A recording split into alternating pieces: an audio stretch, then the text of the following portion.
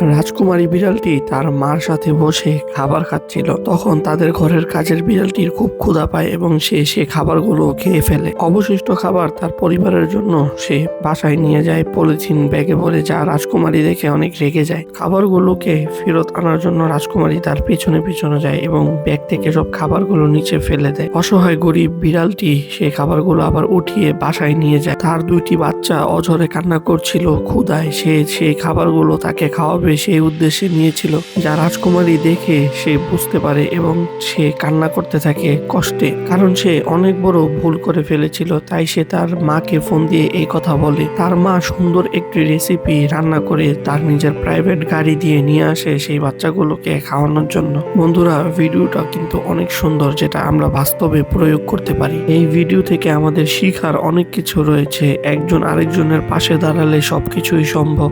পরবর্তীতে রাজকুমারীর মা বিড়ালকে একটি সুন্দর ঘর বানিয়ে দেয়, যা দেখে বিড়ালটি অঝরে কান্না করতে থাকে। বিড়ালের বাচ্চাগুলোও অনেক খুশি হয়ে যায় তাদের এই কাজ দেখে।